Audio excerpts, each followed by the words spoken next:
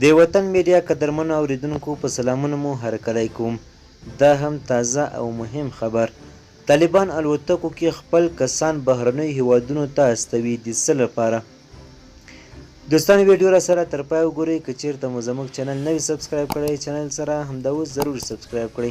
د یوې بهرنۍ رسنۍ د راپور له مخې 2 اونۍ کېږي چې طالبان د بهرنیانو د تخلیې ماموریت الوتنې بندې کړي او مقابل کې دا ډله خپل نږدې کسان په پروازونو کې بهرنیو هیوادونو ته استوي.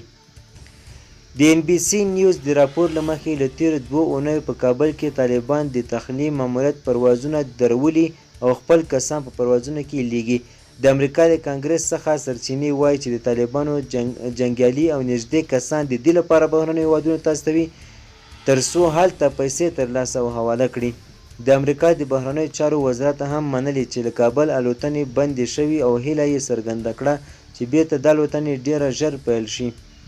راپور وایي چې طالبان له کابله تر دوحې پورې په الوتنو کې څو ځایه خپل کسانو ته ځایونه پیدا کوي او عربي هیوادونو ته یې لیږي. تر اوسه پورې په رسمي ډول طالبانو څه نه دي ویلي، خو له وضعیت څخه داسې ښکاري چې په دې حالاتو کې هر څه شوني دي.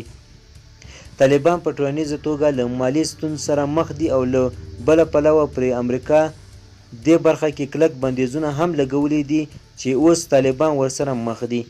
امریکا د طالبانو د راتګ سره سم پر افغانستان مالي بندیزونه ولګول او د دې هیواد 9 میلیارډ ډالر پیسې کنګل کړې چې اوس یې بیرته د نړیوالو له لوري د خلاصون هڅه روانه ده. طالبان د خپلو نفرو په لیږلو غواړي ښایي د پیسو ډیره کمه برخه ترلاسه کړي، خو که چیرې امریکا خپل مالي بندیزونه لرې کړي بیا به دا ډله د یوه دولت په شکل کولی شي هر څه ته لاسرسی ولري او ترلاسه یې کړي.